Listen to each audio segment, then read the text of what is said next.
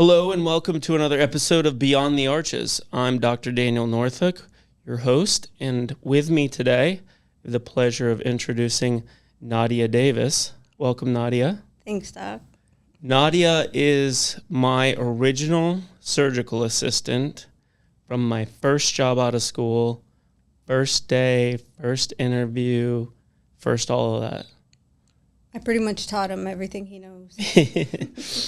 But we have Nadia today with us, and today we're going to be talking about why surgery should be boring, why it should be straightforward and not be overcomplicated, and how if you make it boring, it'll go well because it's a lot more straightforward, it's simpler, and there are things in it that need to be complicated, obviously, because it is a surgery and should be performed at the highest end possible, but will be sort of should be straightforward and boring. And probably, luckily, Nadia's passed here. Well, I'll let you tell it. In terms of, just how you've worked with me in the past and bring it up until we got to work together again this last week.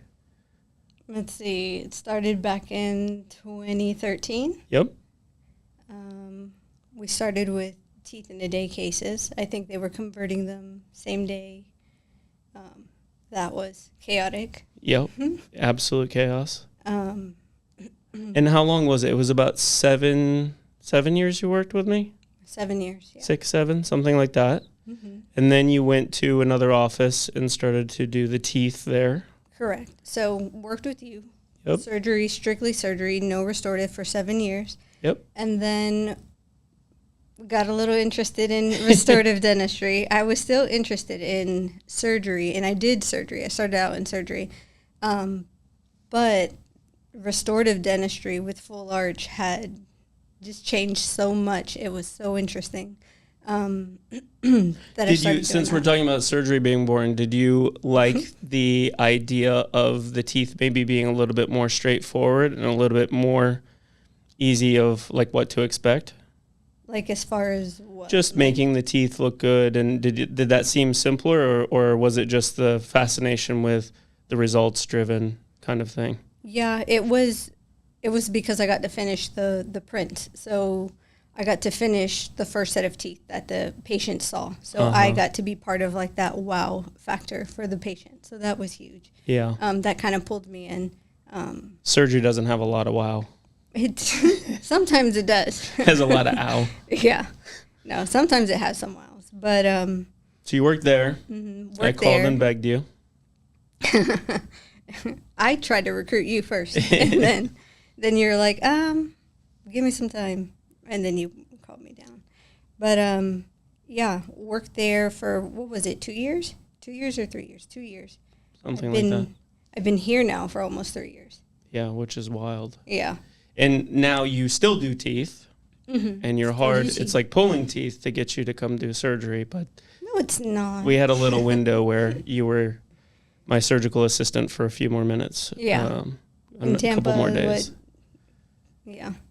And so that was really fun for me to be able to work with you again, because it was actually just kind of like falling back into normal habit. Like we didn't skip a beat. Yeah. So that was nice. I was nervous at first. I was like, oh man, it's been a while. Yeah.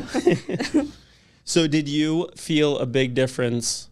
Have you felt a big difference in the change? If you look back at the 12 years or so that we've worked together, did you see a big change in the surgery becoming more straightforward and boring? In yours? Mm-hmm. Yours has kind of stayed the same. Yours, I haven't seen like a You don't remember the days change. where I was sweating?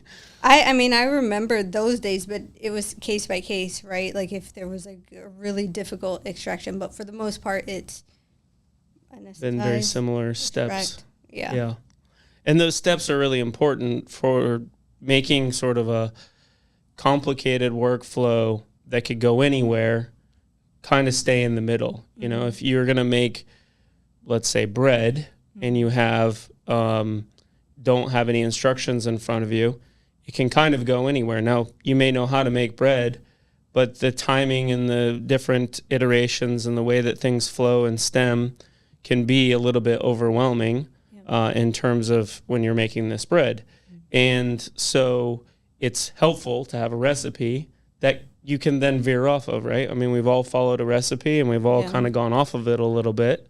But if you have that recipe that's sort of straightforward and sort of stepwise gets you through everything, you can get things a lot more efficient.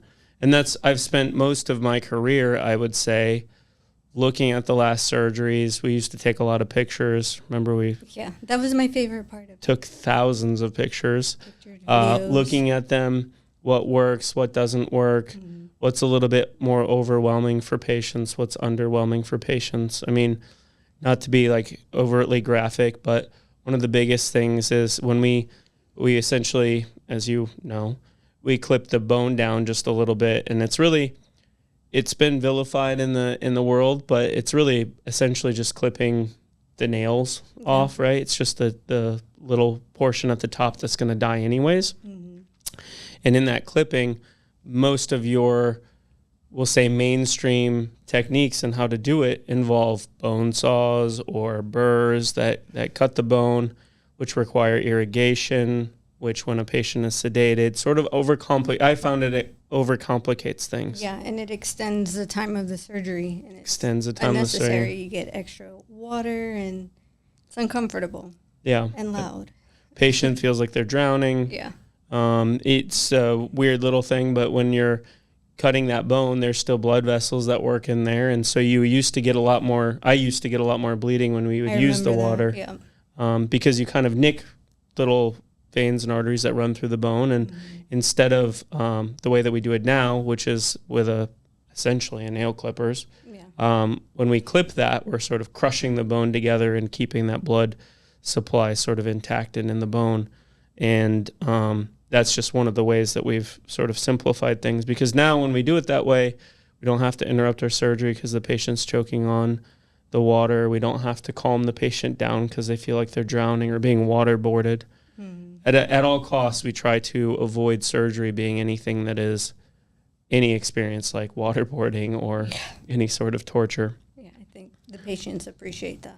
Yeah, and so keeping that surgery sort of boring, when I look at, say, Dina now, or I look at you in the past, it does look a little bit boring. It's kind of has turned the surgery portion into somewhat of a root canal, right? And that's a big thing that in the professional world, you want to go to specialty school to be a root canal guy? Like, how boring will that be?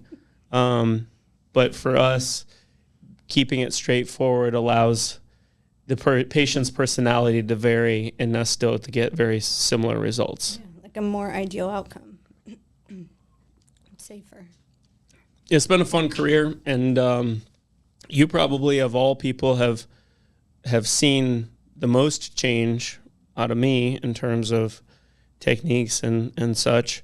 I know you've worked with a couple other surgeons, so give an example. Can you think of an example, or can you give an example of another surgeon that makes it a little bit more hectic, or why is boring, when I say the word boring surgery is better to you, what does that mean to Nadia, being the person that's sort of firsthand experience? So it's just, for example, one of the surgeons I worked with, he would do his full arch surgeries with, in sequence? And so it was like a stackable surgery, and it guided the surgeon on where to place the implants, how much bone to cut down, where the teeth are going to be. Like, so you would think you would have your, this perfect outcome. Yeah, because it's like Legos. Yeah. It's like putting pieces together. But what we found a couple times, it was always strange to me, because for you were always like the chef in your kitchen, right? Like, you set the stage and whatnot. And so in this doctor, in sequence is driven by, I think, labs. I think they come up with the whole game plan from the ground up on how much bone you're going to reduce. And we don't even know who's planning it, like if they know about anatomy or if they even care, like the sinus is right here. So a couple times we ran into the situation. I think it only took 2 times for it to happen before they just pulled the plug on it. Or the implants were still sitting halfway, like outside of the bone. It's like, after placement, after reduction. Wow. So it's like you've already, like, what's your saying? You measure twice and cut once, and sure, yeah, yeah. So they've already, like, measured and cut, and I guess the measurements were off by a couple millimeters, so where the implant was sticking out. And yeah. So then it just kind of like it throws off the whole surgery. So he kind of sat there like thinking, and I looked at him and I was like, why don't you just freehand it? Like every surgeon that I've seen freehand it, you and the one that I worked with before you, they always freehanded, and it always came out more ideal. If freehanding allows you to really be able to make the decisions and know that you are the quarterback and have to make the decisions, you are the person in charge, you're the president or however you want to say it, and having that control may be concerning for some, maybe if you don't have the experience, but for me it was always empowering. And for most guys that I know, that guys and gals that do the surgery, that I know, most of them would prefer that decision making be in your court, because if one thing goes wrong and you have a 7-step process that is reliant on those 7 steps, and that first step is wrong, you're in trouble for the rest of the way. Big trouble. Did you ever find that you had a patient or a person that you worked with, a surgeon, did you ever find that if they were freehanding, we'll say, that they ran into any difficulties with getting the implants stable and in the right position because they didn't necessarily have a system? They didn't make it sort of a boring, sort of diluted down system? Sometimes, like there was one that his technique was different. Also, different types of surgeons, different techniques. Periodontists are more. Oh yeah, you had a surgeon that you worked with one time, and didn't he do all 4 sections of the mouth? Yes, instead of at different times. He would do like upper right, upper left, lower left, because it would. I guess it was kind of like cutting hair. Like you cut this side first, and then you kind of like try to match it to the other. What did that look like in terms of the symmetry? And now that you could look back and think towards it, implant positioning, how did that relate to sort of what you would do today? Like how would that have affected your job? How would it have affected my job? Well, like if we're not reducing enough bone, or if like the AP spread is off, then... No, I'm saying more like if I was to segment my surgery in that way and didn't have the same system that I did, how would the results change by doing one section completely different than the other in terms of making the teeth? It would make for probably a lopsided prosthesis, depending on like bone level, how they line position it up, of the screw and all of that, right? Yeah. I always found that when I was looking, because when you start doing these surgeries, you want to be able to treat them in a very, we'll say, like regal professional type way, right? You put on your white coat and you go, wow, this is the most expensive thing that will ever come through this office, and we've really got to sell the case, and we've really got to break it down, and really have to treat each individual site like it's ready for an implant and all of that. And I always found when I did that, looking at each location separately instead of being global, more intricate in a way. Yeah. When I would do that, I always found that it was really difficult for me to get even the right positioning, but I also found that it was difficult to get even the implant solid, because you would adjust it and say, oh, that's not quite right, and micro adjust it, and by changing that, you sort of loosen the bone that's holding on to the implant. Yeah. And I see when I've trained other offices, other surgeons, other people doing this, one of the first things that I look for is how much messing with that implant are you doing once it's in. Yeah. In our world, you don't cut that hole until you know that that's where it's going to go, because that bone is really important for holding the implant screw. And if you constantly are messing with it and you're looking at it and you're changing it, you can really complicate things, because then you take that smaller implant, which is then wasted because you may not be able to use it. Mm-hmm. You have to get a bigger one out, spend the money on it, getting the bigger one out. Now you've kind of ruined that area of bone. So that's sort of the decision tree that a lot of people go through, I see. And they in essence, they kind of handcuff themselves by overcomplicating it, to me. Correct. But this was a surgeon, so they weren't dealing with the prosthetics afterwards. Sure. So I think that's why it was like, I'll just put this here because this is where the bone allows me to put it. And they were not thinking about, where the screw channel's going to come from. And yeah, getting the surgery to be boring required a lot of cases and working with a lot of the tooth type side of it, right? Getting surgical results that were boring and getting a surgery that was boring was dependent solely almost upon understanding where those teeth go and what are the things that get in the way, etc. Yeah. It's kind of wild when you look at it. You read in the textbooks when you're going to school and such, like crown down. Crown down means you want to think of where that tooth is going to go first, and then you think of, say, the abutment, and then you think of the anchor underneath, and you think in a crown down way. So you are thinking of the final result and trying to envision and picture where everything needs to go.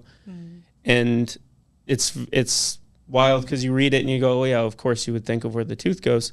But when you're in the heat of the moment, when the bone breaks on you, when the patient's struggling to be a good patient, a good, well-behaved patient, it can be difficult to sort of think through that. Yeah.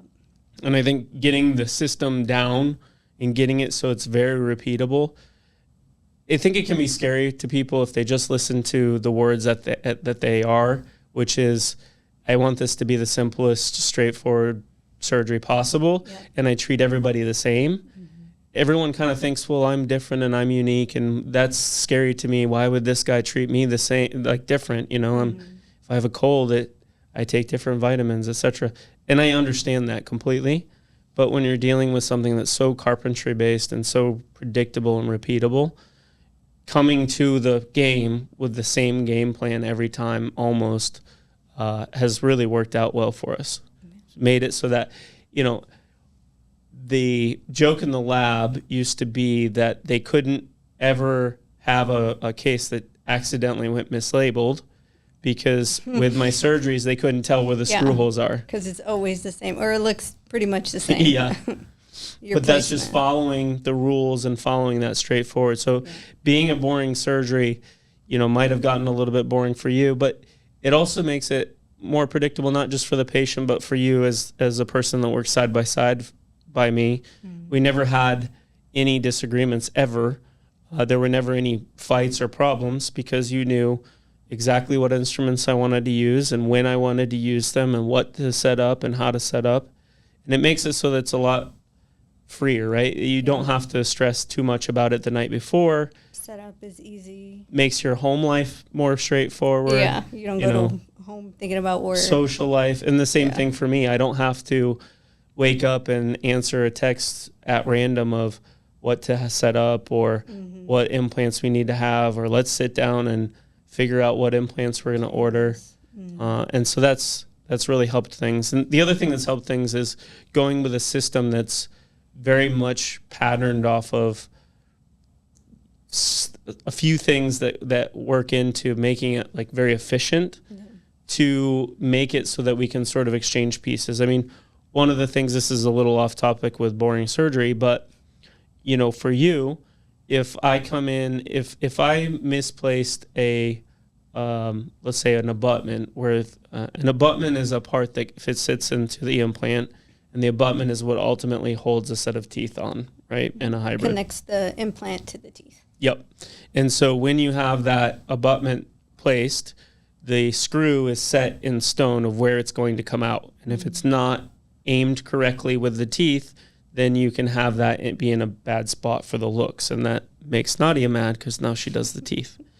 But if I do happen to miss that, or if we do miss the mark on that, what's cool about having that sort of very patterned system is that Nadia, do not have to call me and ask me what I used and where I got it and if we have any extras. We have it all stocked. You know exactly what components I used and what height. And so you're able to change it with a restorative doctor sort of sight unseen without me, which makes, again, kind of all goes into patient experience, your home life, your social life, your everything, because you can take care of that sort of, on a whim without having to worry about me being the rate limiting step there. Yeah. That's always been really fun, is figuring out, how do I make Nadia's life as good as possible? Yeah. Right. How do I make her surgery side, her surgery personality as calm as possible? How do I make her restorative side? So that's always been fun. So, I'm sure that there are many, many stories we could get into. Thinking of trying to make things boring, do you remember when we tried to use that electro scalpel, the radio scalpel? Yeah, with the minimal bleeding? Yeah, I remember the smell of it. I can still smell the tissue, the burning tissue. It didn't bleed much. It was fantastic for that, but man, it kind of burned the surgical site. Remember, I had a lady who she got some nerve feeling from it, but that lady was the last person we used it on. It was a highly touted, highly recommended piece of machinery. It was not cheap. It was really cool at the time. But again, all of this, you could take probably every single one of these episodes by the time we're done with this and gone, and sort of sum it down to what has been learned and how simple can it get and how straightforward can the results be for the patient, right? And keeping a system on track to that is sort of the fun part of the surgery for me. Keeping the whole system kind of in the less that Nadia calls me, the better. Not because I don't want you to call me, but because it means that the system is doing its job. Exactly. And so that's what we mean when we're saying the more boring, the better, right? The show keeps going on, even if you're not there. The show keeps going on without me there. And even if I am there and the restorative dentist is not there, the show can still continue on because we're all speaking the same language. Yeah. And that patient didn't have some overcomplicated, crazy thing. And that can be hard to differentiate yourself from because, again, going back to it, it could be hard to communicate to the patient that me being relaxed and straightforward to your case, letting you know it's going to be an easy surgery, can come across as being very cowboy, very, cavalier with things. Yeah. And, I want to go to the guy who poured up the models and really studied it. But I think through this conversation, you can kind of get the appreciation that that's not how things go. Yeah. It can... Overcomplicating things can always lead to bigger problems and bigger disasters. And we see a lot, and you see a lot of cases where a patient will finally get frustrated enough with their process at XYZ dentist, and they'll end up finding us and they'll come to us. And you just see that, you just look at that set of teeth, right? I'm thinking of one lady who she wanted IV sedation. She went to, I think, Utah. Yeah. And you just look at her set of teeth when she came in and how it was created. And just, I can feel for the complexity and the annoyance that was to create. Yeah. But at the end of the day, how awful the result was. Yeah. And she got to the end of her rope with that and then came to us. And isn't that cool? Like a very rewarding part of the job where you can fix that and put it back together instantly. Exactly. It was just scan and then see her the next day. Yeah. At the end of the day, it's just it's not necessary. Like the pre-planning, it looks cool. It makes for a really good Instagram posts. It's a great way to justify the degrees on the wall. Yeah. Yeah. It looks cool, but the result was always pretty much the same. You mean in terms of the outcome of overcomplicating versus being it straightforward? Well, there wasn't this huge wow factor in the final set of the teeth, right? It was still pretty much the same outcome. The patient has a nice smile, and you can still achieve that keeping it simple versus all this pre-planning in dark rooms and whatnot. It's a complicated topic, no doubt, but I appreciate you coming on and taking the time to hang out with us today. Of course, thanks for having me. We will explore the next one together probably. So stay tuned next week for, I forget what we're talking about, but we'll cover it then. But, in summary though, keeping the system sort of boring and straightforward livens up the staff, it makes the results better for the patient, it makes the experience better for the patient, and it makes complications, honestly, a lot better and a lot easier to just keep it very simple. KISS, keep it simple, stupid.